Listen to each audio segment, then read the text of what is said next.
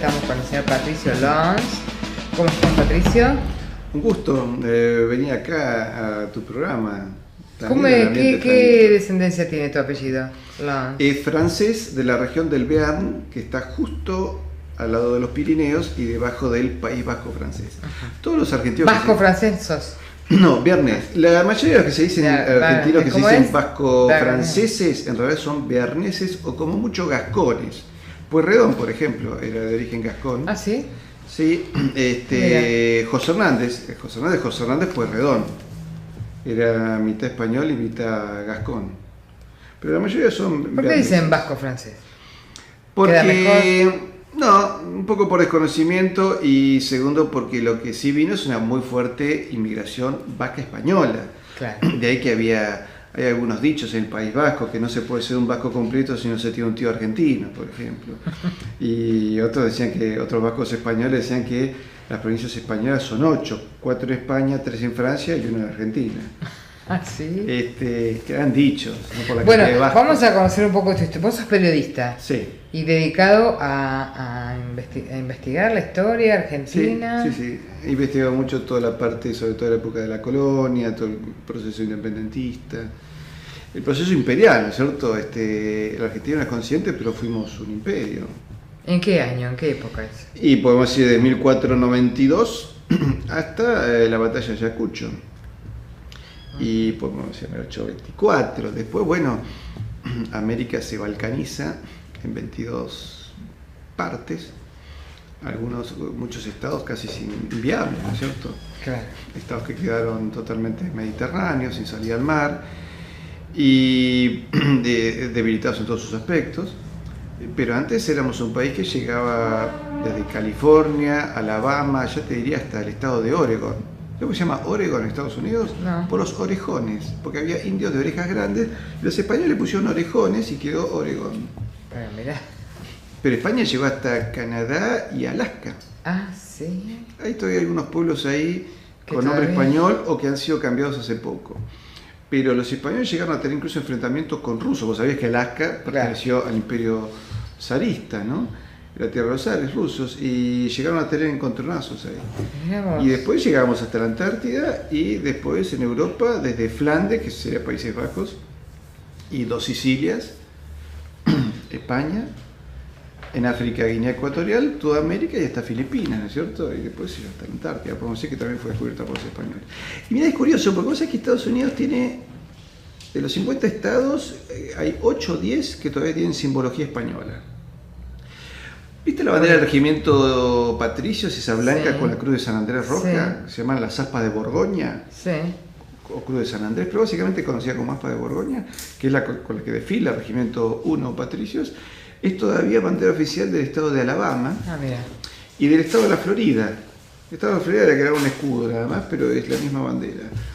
Y porque en realidad el imperio llegaba hasta el río Mississippi, después todo el sur, la Florida, todo eso, pues, Nevada, Texas, California, todo eso era parte nuestra.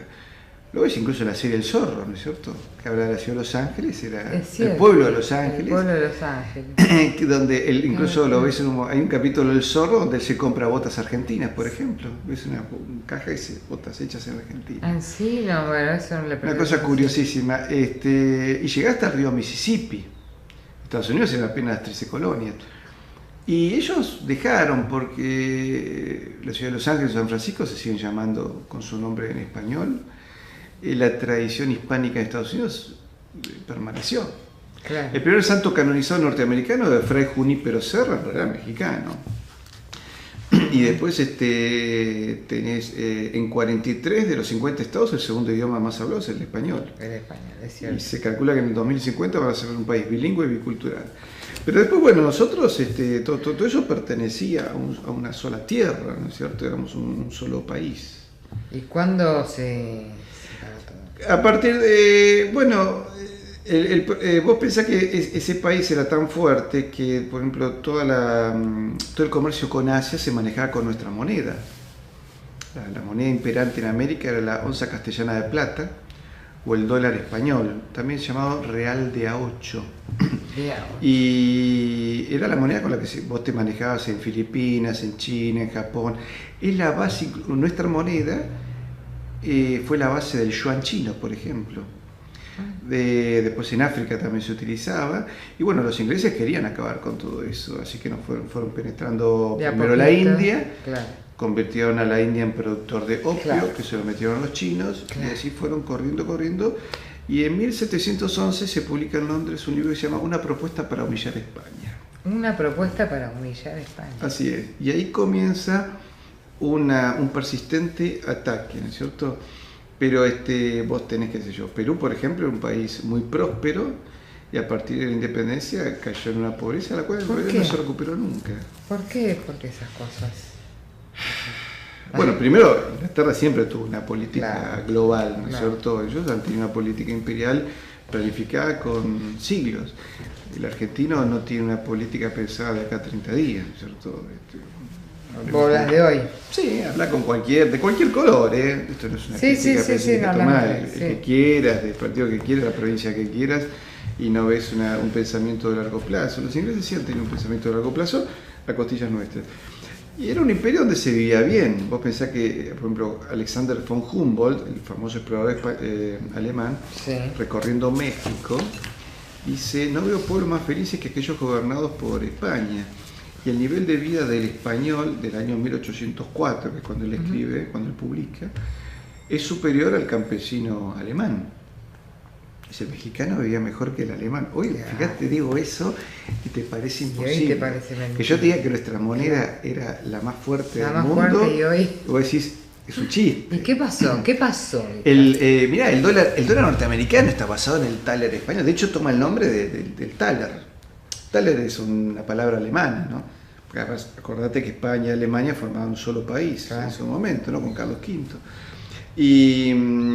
Y cuando los norteamericanos se quieren independizar, los ingleses lo primero que hacen, le roban el botín, le roban la moneda. Entonces, ¿qué hacemos? Y bueno, la única moneda fuerte en el continente era el thaler español, y lo toman como base de su moneda, y luego empiezan a imprimir el dólar español norteamericano, el Spanish Millet Dollar, le llamaban. Y que duró hasta 1857, recién ahí se pasó a ser el dólar norteamericano. Y después Perú era un país muy próspero. Te imaginás que llegabas de Panamá, el mar peruano llegaba de Panamá hasta el río Biobío. Chile era de ellos, buena parte de Ecuador también, parte del Alto Perú, de la actual Bolivia. Y nosotros fuimos parte del Perú también. En 1776 también. y el virreinato nuestro nace en 1776, agosto de 1776. Pero, por ejemplo, Artigas, que nació antes de 1776, nació bajo condición de peruano. Nace peruano y siempre se sintió argentino, nunca se sintió uruguayo. Pero nada. No, él se consideraba eso, se consideraba argentino al final. Hay una carta famosa de Artigas que dice: nosotros los argentinos de la banda oriental. Así decía. Muchos uruguayos lo entienden y dicen que es así, otros se molestan. Pero no quieren los uruguayos, Santi. Fue un personaje muy interesante, ¿no? Un personaje que él reivindicaba muchos aspectos de la tradición telúrica, Claro. el amor a la tierra, Claro. Pero llegó incluso a firmar documentación todavía como oficial del rey de España, ¿cierto? Era bastante confuso todo ese proceso. Pero sí, fuimos un país muy próspero, que luego, bueno, en 1825 se firma el Tratado de Paz y Amistad, que firma tanto Buenos Aires con Inglaterra, Perú con Inglaterra, Guatemala y México, y creo que Chile. Entonces prácticamente nuestros países, en un plazo de 4 meses, en los primeros 4 meses de 1825, nos entregamos a los intereses leoninos británicos Y chao. y nunca más salimos. Y ahí- De hecho, Perú nace como un país endeudado, por ejemplo. Nace con países endeudados. Claro, porque una vez que se produce la supuesta independencia de Perú, porque en realidad Perú nunca pidió la independencia, yo estaba muy bien como reino del Perú, era uno de los tantos reinos Claro. de las Españas, como se decía, manejaban todo el mercado del Pacífico, sobre todo con Filipinas, desde el puerto del Callao, y ellos perdieron todo eso. Qué Y lástima. perdieron el Ecuador, perdieron el Alto Perú, perdieron parte con Chile, perdieron el mar que llegaba hasta el río Bío, que es al sur de Chile. Y a partir de 1826 ya se nota la decadencia económica peruana. Cuando se los independiza, el protector del Perú manda una embajada a Londres, donde le ofrece la corona del Perú a la nobleza británica, que acá no se acepta, pero sí le ofrece la minería y endeuda al Perú en 4 o 5 millones de libras de aquella época, que si los capitalizas hoy deben ser miles y miles de millones de dólares. Claro, nunca más. Nunca más salió adelante Perú. ¿Y nosotros cómo nos ves? Nosotros éramos... ¿Cómo éramos antes? Era el barrio pobre del imperio. Era Esto era lo último. Es decir, a ver, para compararlo hoy, qué sé yo, Lima era la Quinta Avenida de Nueva York, claro, y nosotros éramos el Bronx, éramos el barrio bajo. O Lima era Recoleta y nosotros éramos, qué sé yo, la Isla Maciel. Pero Buenos Aires era el último rincón del imperio. ¿Y cuándo empezó el auge de Buenos Aires, de Argentina? ¿En qué época? En realidad, la independencia un poco arranca de acá, y entonces, porque era el punto más débil del imperio, entonces los ingleses entran por acá, no podían entrar directamente por Perú. Perú estaba muy preparado para resistir una invasión inglesa que ya se la esperaba. ¿Y teníamos que haberlo dejado? Los ingleses? En realidad no lo sacamos nunca. Por eso. Porque por eso estamos mal. Por eso te digo, en ese momento, ¿no hubiese sido mejor? No. Además los ingleses que hubieran quedado con el puerto de Buenos Aires, claro, esto hubiera sido Hong Kong. Pero Inglaterra fracasa aparentemente las dos invasiones, pero venía de invadirnos antes. En 1762 habían apoyado la invasión portuguesa en Colonia del Sacramento. En 1770 tuvimos la primera guerra de las Malvinas, donde los derrotamos. En 1762 también se derrotó a las fuerzas portuguesas en Colonia del Sacramento y se recupera, que bueno, los portugueses trabajaban de acuerdo con los ingleses. Y a lo largo de nuestra historia tenés decenas de invasiones inglesas. Isla de los Estados fue invadida más de una vez, sí. Malvinas fue invadida más de una vez. Vamos a hablar de Malvinas, en un minutito. Dale. Nos vamos a ir a una pausa, ¿te parece? Con todo gusto. Nuestras Malvinas. Así es. ¿Son nuestras? Sí, sin ninguna duda. ¿Y qué podemos hacer? ¿Algún día las recuperaremos? Mirá, yo creo que necesitamos, el argentino tiene que primero recuperar su conciencia nacional, su conciencia de país, su identidad. ¿Por qué las perdimos? Primero, vamos a empezar ahí, ¿no? En 1833, mira, estaba Luis Bernet de gobernador intentando hacer un desarrollo de todo tipo, ¿no es cierto? Pero había muchos balleneros ingleses dando vueltas, él trataba de capturarlos y hacer lo posible. Pero él venía, se había llevado población la mujer, había población de raza negra de Buenos Aires que había ido con ellos, había algunos gauchos, habían ido algunos indios del sur que se habían ido con él. Sí, él los invitó y fueron, dirigidos por una mujer. Ah, mira. Sí, era una mujer cacique. Vos siempre hablas, ¿no? Mucho de las mujeres. Es que vos sabés que la mujer en América es un personaje muy interesante porque primero decidieron acompañar a los conquistadores. Pedro de Valdivia, que es el gran adelantado chileno, y la mujer se fue hasta que lo encontró y lo acompañó. Pero más de una se cruzó la selva brasileña para poder acompañar a sus esposos. Y después tenés mujeres formidables a lo largo de nuestra historia. Por ejemplo, mira, hay una... No solo Evita, nosotros recordamos a Evita. Evita en el fondo es un poco, es una continuación de ese tipo de mujeres muy esforzadas, de convicciones religiosas fuertes, luchadoras, de armas tomar. Que hay una estación Loria en el subte. Sí. Era un matrimonio, Loria, eran oriundos de Galicia que en las invasiones inglesas lucharon desde la terraza. Entonces, mientras el marido tiraba, la mujer le cargaba el arcabuz, los pistolones, que eran, ¿te acordás? Eran avancarga, ¿no? Porque se cargaban por el caño.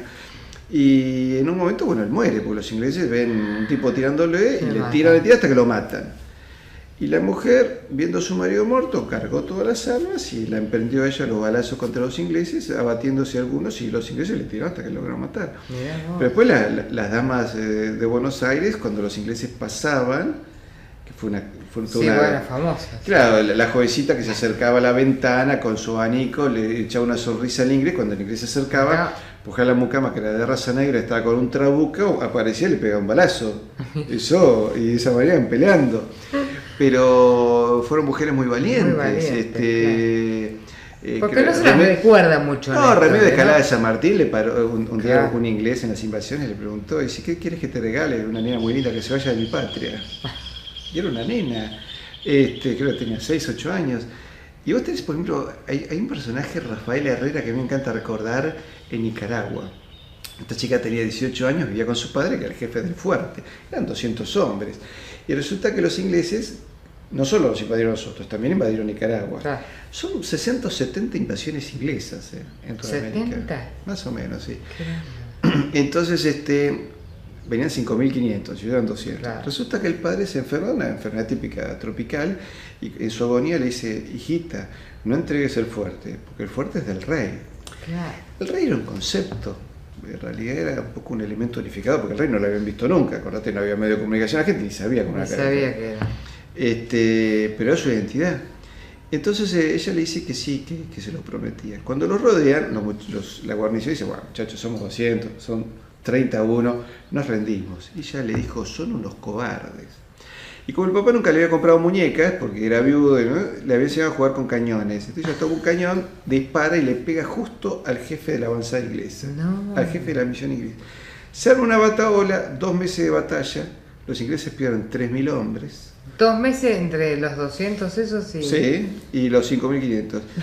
Inglaterra pierde 3.000 hombres, la guarnición pierde que 120 hombres y creo que 60 heridos, quedaban 20 hombres para pelear, y los 2.000 ingleses que quedaban se retiran. Sí. Todos estos liderados por una adolescente de 18 años, claro. Con todos los sueños que tenía una chica de 18 años, que tal vez le gustaría algún oficial, con las molestias que tiene una joven adolescente. Obvio, cada 30 días, ella se aguantó todo, dirigió a esos muchachos y los derrotó. Personajes de ese tipo tenés varios. La mujer de Vernet en Malvinas. Vernet viene a Buenos Aires porque había capturado a unos ingleses y les dice, necesito un bergantín, y aunque sea 50, 100 hombres que me ayuden, claro, con eso alcanzaba. Y acá están discutiendo, había una serie de peleas en Buenos Aires, peleas de poder, claro. Y él descubre que sale una corbeta, creo la Clio norteamericana, y con el cónsul inglés, estos se van para Malvinas. Y él dice, apúrense, necesito un bergantín para seguirlos. No se logra y nos toman las Malvinas, a sangre y fuego.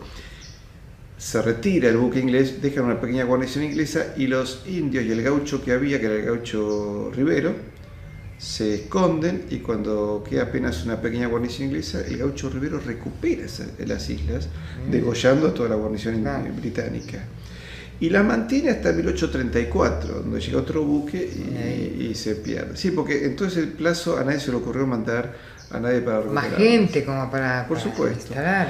Y después, bueno, en 1982, después de 17 años de negociaciones donde los ingleses nos estaban dando largas y donde ya habían decidido crear una fortaleza, nos vimos nuevamente en una guerra que bastante bien se cumplió, porque los ingleses reconocen que sin la ayuda norteamericana hubiesen sido derrotados. ¿Ah, sí? Sí, ellos dicen que no hubiesen tenido posibilidad alguna de ganar en 1982. De hecho, prácticamente cuando nosotros nos rendimos, ellos ya estaban que no aguantaban más. Lo reconocieron incluso oficiales británicos en privado, ¿no es cierto? Y en algunos libros que han escrito. Ajá. Mira qué interesante. Sí, eso es cierto. Había todo un contraataque listo y bueno, no se llegó. Pero sí, nos pertenecen desde el Tratado de Tordesillas. El Papa había dicho qué parte de América del Nuevo Mundo era de Portugal, qué parte era de España. Se instalaron ahí esta gente, anduvieron los holandeses, viste que una de las islotes se llama Isla Sebald, era por un holandés el que había andado ahí, los franceses, el conde de Bougainville, hay una isla que se llama Bougainville, Francia reconoce igualmente después los derechos de España. De hecho, incluso un descendiente del conde de Bougainville, el actual conde de Bougainville, vino en 1982 y entregó la papelería al gobierno argentino. Ahora en 1982 y entregó la documentación. Yo digo ahora como si fuese, pero hace un montón. Pero fue hace poco, 30 años. Pero hace poco, claro. En la historia de un país no es nada. Seguro, no es nada. Porque además, ¿sabes qué, Graciela? Nosotros tenemos que entender que no tenemos 200 años de historia. Eso es un error. Nosotros tenemos 500 años. ¿500 años? Pero todo el periodo español. 200 años. Y porque el error ahora está... el bicentenario. Sí, pero el error está hablar del concepto de Estado-Nación.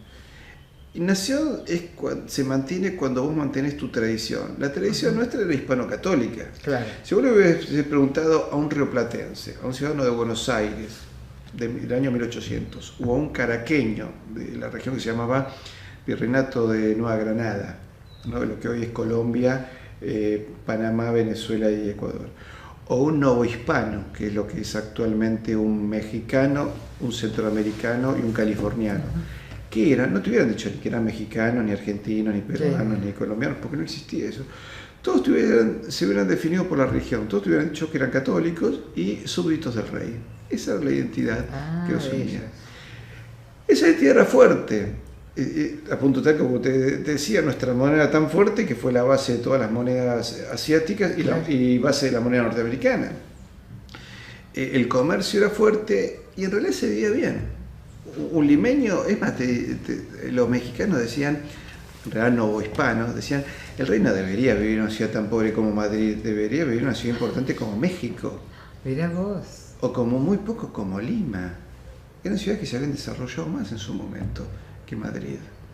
Entonces, pero además los mexicanos que cuando visitaban España decían, pobre nuestro rey que tiene que vivir en Madrid y no le toca vivir en una ciudad como la nuestra. Eso tenés los relatos de la época donde los novohispanos, hoy llamados mexicanos, se horrorizaban que el rey tuviese que vivir nada más que en Madrid, decían. Además, a veces le proponían, ¿por qué no se muda? ¿Por qué no se muda? Bueno, hubo una propuesta en su momento en la corte de Carlos III de crear 3 reinos en América, unidos a España.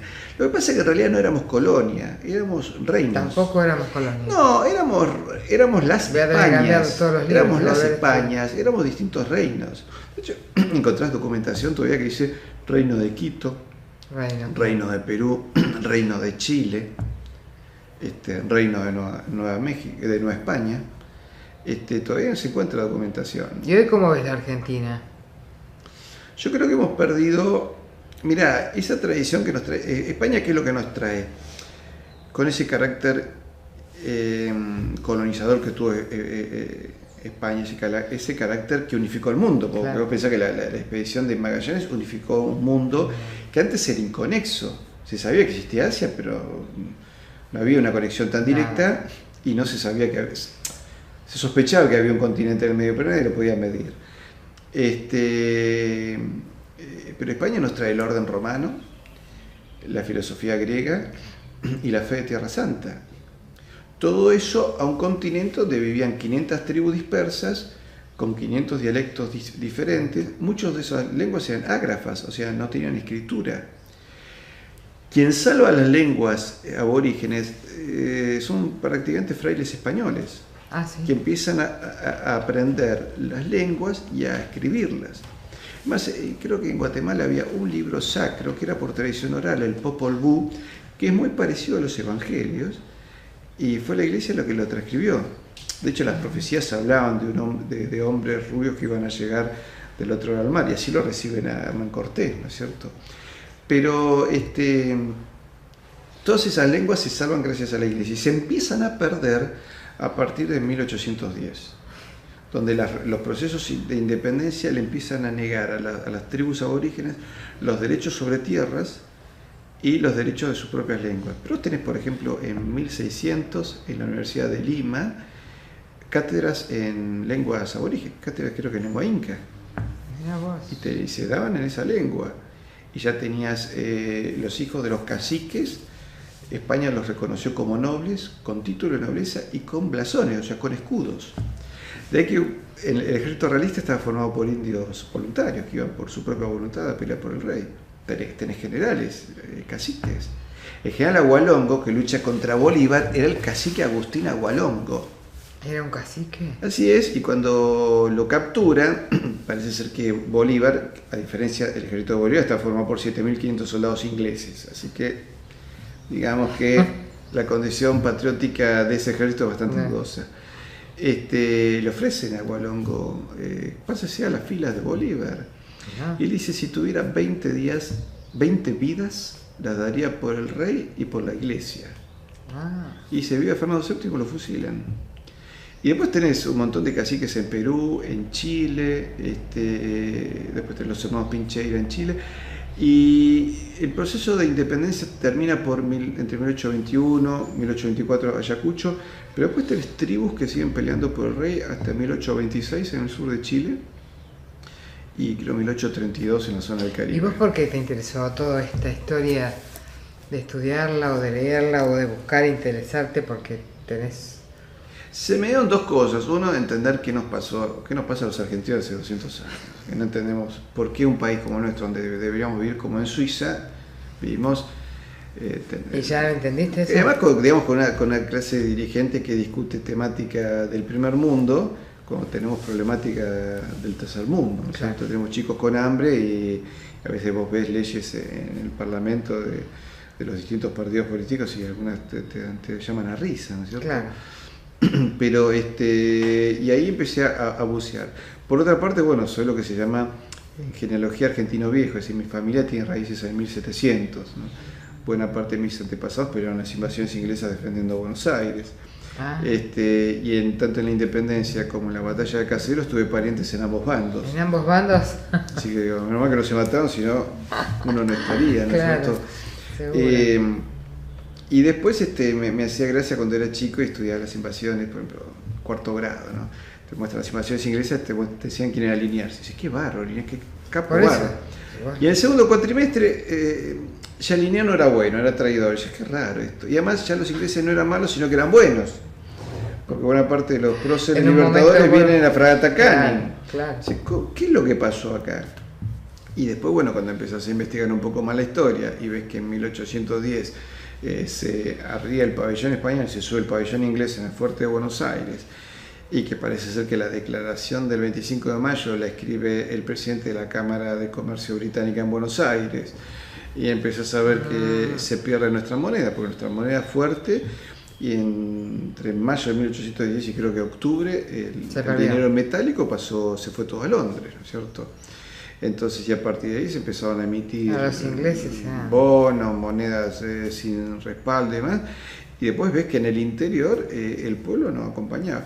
Y el que advierte lo que iba a pasar es Liniers, que muchos historiadores dicen que en realidad es el verdadero padre de la patria. Es el hombre que dice, cuidado con lo que están haciendo, porque ustedes están trabajando para Inglaterra. De hecho, los que lo fusilan son ingleses, y se los fusilan sin juicio alguno. Que generó todo un escándalo en la época, porque el regimiento patricio se molestó, los ciudadanos de Buenos Aires se molestaron, y la revolución se tuvo que imponer prácticamente a sangre y fuego sobre la misma población que no acompañó, ¿no es cierto? Así que en realidad tuvimos... ¿Hiciste algún libro alguna vez con toda esta...? Estoy juntando material y tengo digamos un índice de cómo explicando cuál es la característica nuestra como fundacional como país, cuál es la característica de nuestros opuestos. Digamos, en Inglaterra nuestra apuesta es opuesta a todo lo que es la hispanidad desde Enrique VIII. La Inglaterra artúrica, la tabla redonda, esa es parecida a nosotros. ¿No es cierto? Los escritores clásicos ingleses en realidad son más parecidos a nosotros que a los ingleses de hoy, ¿no es cierto? Yo siempre digo, Tolkien es más hispano-católico, más argentino, que no se parece al inglés de hoy. ¿No es cierto? Que ha perdido hasta la fe, ha perdido un montón de tradiciones, pero y después entender cuál fue nuestro potencial y cómo se perdió. Pero vos pensás que nosotros, cuando se independizó y perdimos el contacto con Filipinas. ¿Te acuerdas de Martín de Álzaga, héroe de la Nación Inglesa?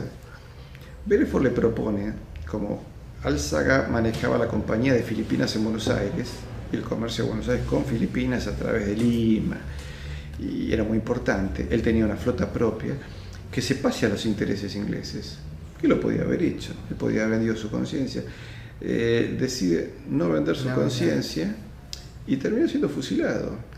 Era un hombre rico, era posiblemente el hombre más rico de Buenos Aires. Más rico, claro, Álzaga. Y mantuvo sus posiciones, mantuvo sus convicciones. ¿Y por qué lo querían ganar? Porque querían las rutas con Filipinas. Claro. Así que fíjate, mirá todo lo que hemos perdido y no sabemos. Y no sabemos, ¿no? Qué bárbaro. Me gustaría que hagas un libro de todo esto. Se nos fue el tiempo, Patricio, tenés que venir otro día para seguir charlando y contando un poco más de lo que haces vos, aparte de esto, ¿no? Que sé que haces varias cosas. Así que te quería agradecer, hablar un poco de nuestra historia, de dónde venimos, por qué estamos donde estamos, por qué somos lo que somos, ¿no? Yo creo que tenemos que tener muchas esperanzas también, tenemos que tener confianza eso nunca se pierde. en que ese subsuelo de la patria se subleve, vuelva a aparecer y vuelva a dar un testimonio. Argentina, más de una oportunidad, ha dado un grito al mundo. Sí, por supuesto. Malvinas, Malvinas, ha sido un grito hay que hablar. muy fuerte. Malvinas fue muy fuerte porque nos plantamos muy fuertes. Y vos sabés que para mí fue la base de mis inquietudes, porque todos los países hispánicos salieron en apoyo nuestro. Ese es un día que tenemos que charlar, la cantidad de naciones que quisieron apoyarnos.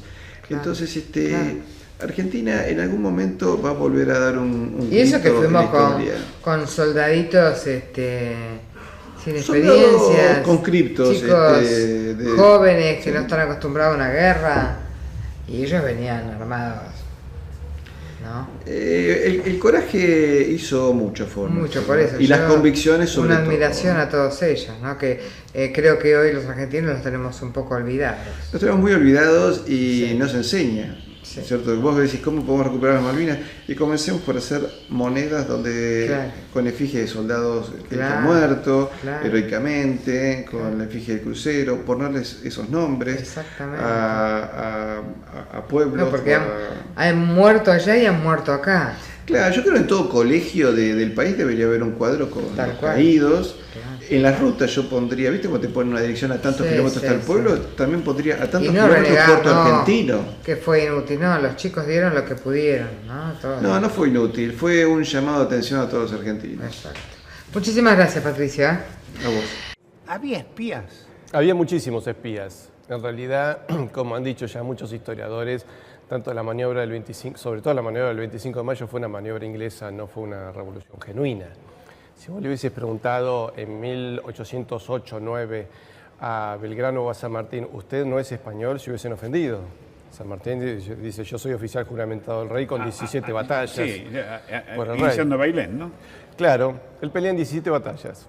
En el Bailén o en la Alburera lo conoce a Beresford, que es el que toma contacto con él. Que después es el jefe de una invasión. Había venido en 1806 como invasor. Pero antes había otros invasores. ¿Vos te acordás de Camila? La película que... La película, sí. Camila Gorman. Camila Gorman. La abuela de ella, los abuelos, Tomás O'Gorman y la Perichona, esa famosa francesa, eran espías al servicio británico, que le abren las puertas a otro espía, a Thomas Burke, y O'Gorman, para facilitar las relaciones con Burke, le pone de amante a su propia esposa.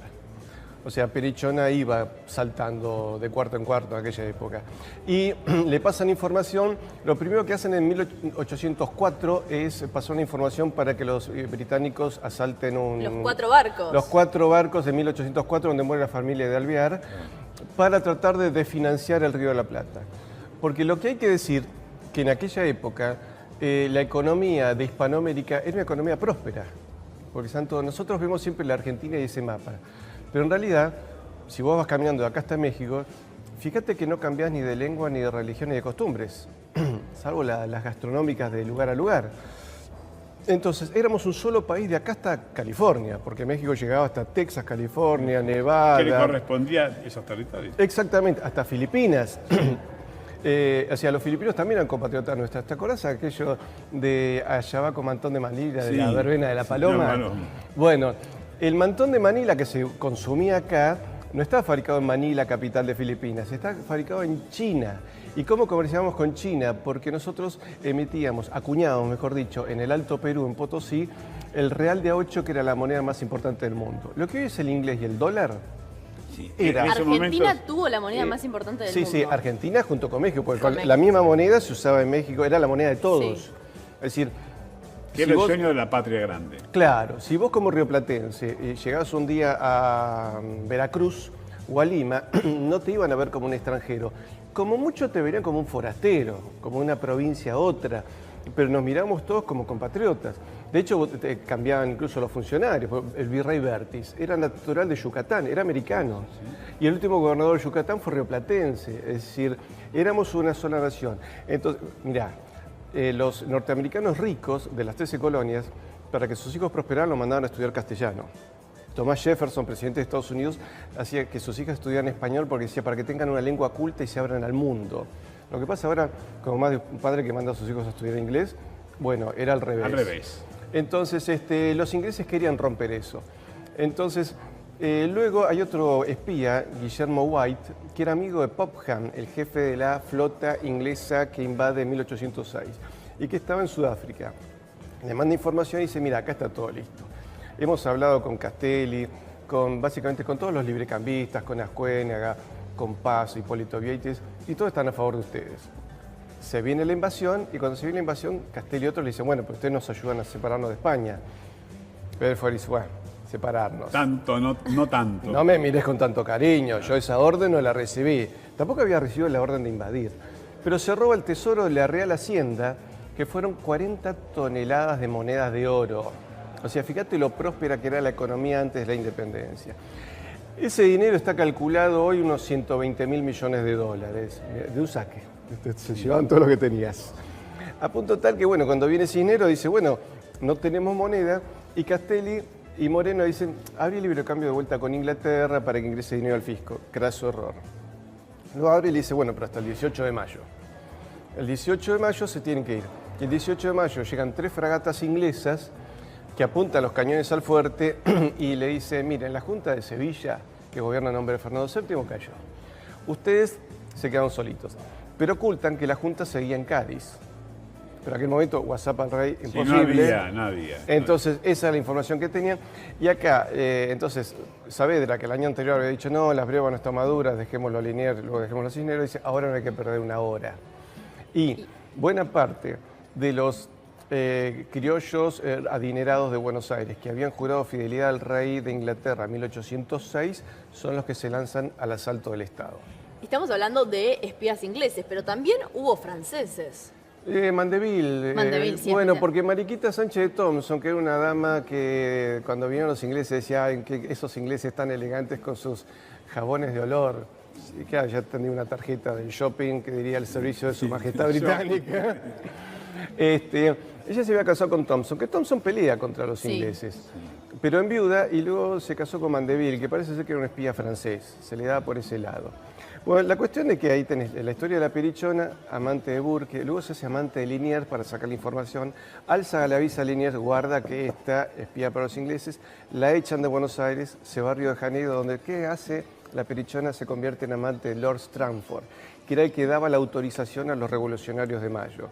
O sea, trabajo honesto, santo, esa señora le costaba conseguir. Pero digo, una pre-Mata-Hari. Exactamente, era toda una Mata-Hari. Con mucho tiempo, con siglos. Y hizo dinero con todos, obviamente. Eso le permitió muchísimo dinero. La cuestión es que acá, la Revolución de Mayo se hace echando al virrey y el 26 bajan los almirantes ingleses que estaban en los buques, porque bajar por las malas otra vez. No. Ya sabían que no se podía. Habían perdido 2 veces. Es más, en el informe de derrota ellos dicen, ni el clima nos quiere, ni la tierra nos quiere. Ya habían perdido antes, en 1770 los habíamos derrotado en Malvinas y en 1763 habían intentado invadir Buenos Aires, también habían perdido los ingleses. Venían de derrota en derrota con nosotros. Entonces, ¿qué hace? Le dicen, bueno, los espías manejan la revolución y se firma un acta del 26 de mayo donde le dicen a la gente, quédense tranquilos, porque la gente gritaba, el pueblo quiere saber de qué se trataba. No. Nosotros estamos gobernando en nombre de Fernando VII, quédense todos tranquilos, lo cual era una mascarada. ¿Quién escribe el acta? Que es un acta que vos a veces, viste cuando te franelea mucho el hombre, dice, quédate tranquilo, está todo bien mientras te van robando la billetera. La escribe Alexander Mackinnon, que era el jefe de la British Commercial Room, lo que sea la Cámara de Comercio Británica. ¿Y quién era su secretario? Y acá te vas a asustar y no me tires con nada, Mariano Moreno. Y por otra parte, fíjate que la Revolución de Mayo son rioplatenses de primera generación, no son pueblos criollos, no son criollos. No. Vos tenés Larrea, Mateu, que eran comerciantes españoles, Ascuénaga, militar español. Larrea pone plata a Frenchy Beruti, a los chisperos de Frenchy Beruti, que era una banda de matones, para apurar la situación, movilizar gente. ¿Por qué? Porque Larrea tenía pedido de captura el 25 de mayo por 2 causas de contrabando. Y hay una calle que lleva su nombre. El contrabando tuvo mucho que ver también en las decisiones políticas que se tomaban en ese momento. Bueno, vos sabés. Porque la aduana de la Ciudad de Buenos Aires, ya era corrupta por aquel entonces. Era corrupta y, es más, ¿vos sabés cuál es el origen de la fortuna de la familia de Belgrano? ¿Cuál? Domingo Belgrano Peri, natural de Oneglia, Italia, padre de Manuel y Domingo Belgrano, se hace rico con el tráfico de esclavos, que los traían de Brasil y él acá los vendía en el interior del país. ¿Sabes dónde los bajaban? En la bajada de la 9 de julio. Ahí bajaban los barcos, ahí los bañaban y luego los llevaban a Retiro, hay a pocas cuadras donde se los vendía. Ese es el origen de la fortuna de Belgrano. De que Belgrano, sobre el final de sus vidas, y esto nunca se dice, la mayoría de los próceres terminan arrepentidos. Vos lees las cartas de Belgrano, incluso algunas cosas de San Martín, Bolívar mismo, y todos dicen que reconocen haberse equivocado, que fueron una revolución y una separación en 20 países de lo que era uno, y que fue todo al favor del servicio británico. ¿Y la casa de gobierno qué era? El fuerte. Era el fuerte de Buenos Aires, que es donde el 26 de mayo, para escándalo de todos los porteños, se baja la bandera española y se sube el pabellón inglés. Que El eso pabellón fue inglés. un escándalo terrible, porque vos calculá que hasta 3 años antes los ingleses acá habían dejado viudas, huérfanos, habían violado mujeres, se habían robado todo el dinero de los criollos. Y el almirante Fabián dice, estas tierras son tan hermosas que Inglaterra se va a quedar vacía porque nos vamos a venir abiertos acá. Y al criollo no le gustaba ni medio la idea de que los ingleses viniesen a vivir acá. Está claro que no eran gente de su simpatía. Entonces, en ese momento sí. Y ahí es cuando se hace la proclama que está hecha por los británicos. ¿Y este tipo de ceremonia desde cuándo se celebran así? Yo tengo memoria de 1825, el general Las Heras, gobernador de Buenos Aires, que desfila, entre ellos desfila Manuela Céspedes, una mujer que fue ascendida a alférez por Fernando VII por su heroísmo en las invasiones inglesas. Creo que fue la que con sus hijas capturó a 12 ingleses y le entregó 11 a Liniers porque no se lo quedó de yerno para una de sus hijas. Hubo varias mujeres que desfilaron con uniforme condecoradas por el rey. Y esa fue una de las primeras veces que para ese día se comenzaban a hacer actos patrióticos. Sí, porque en realidad la iglesia entra en un cortocircuito en 1810. Claro, aquellos que apoyaban a los patriotas fueron... Bueno, ahí está el tema, Santi. Ahí está. Ahí vamos a ese punto. Bien. ¿Quiénes eran realmente los patriotas? Pues sí. ¿Los que trabajaban con los ingleses o los que querían la unidad de la patria grande como se había mantenido hasta Claro. ahora? Acá ¿te acuerdas que nos enseñaban siempre en el colegio el yugo español? No existía. Fíjate que los funcionarios de la primera junta de gobierno eran funcionarios del Estado. Es como si hoy acá hubiera un golpe de Estado dirigido por los ministros del gabinete, lo echan a Macri y ponen a otro, pero se quedan ellos. Entonces, ¿qué van a decir? Fue lo mismo. Entonces, en realidad, el obispo, Benito Lue, advierte que esto es una maniobra británica, los sacerdotes betlemitas también. Por eso, después... Que los betlemitas en ese momento eran la congregación más importante en Buenos Aires. Sí, sí. En cambio, los dominicos, que eran bastante violentos, el padre Gregorio Torres andaba armado, estaban a favor de la revolución. Y luego de la Revolución de Mayo, lo que hace la revolución es asesinar a los héroes de las invasiones inglesas. Se lo asesina a Liniers, a Felipe de Centenach, a Martín de Álzaga, a Fray José de las Ánimas, y poquito tiempo después se lo envenena a Monseñor Benito Lue. Y en el asesinato de los sacerdotes realistas participan los sacerdotes revolucionarios instigando a que sean ejecutados. Así que eso fue todo un drama en aquel momento. No fue tan claro como se pinta en los manuales escolares. No, fue un momento muy difícil. Para la iglesia primero, porque parecía un movimiento sismático. Y sí, de hecho la iglesia entró en cisma hasta varios años después.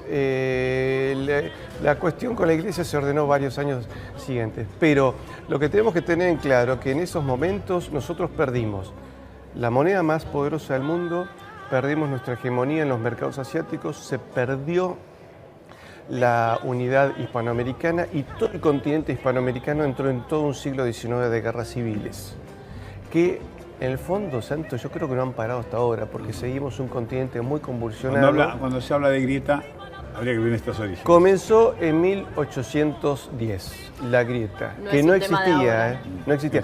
Para que te des una idea, el ejército realista estuvo formado por indios, negros, criollos voluntarios, y el ejército independentista estuvo formado por marinos y militares ingleses, con armas inglesas.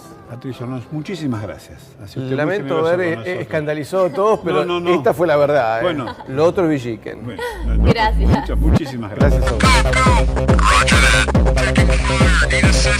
a vos.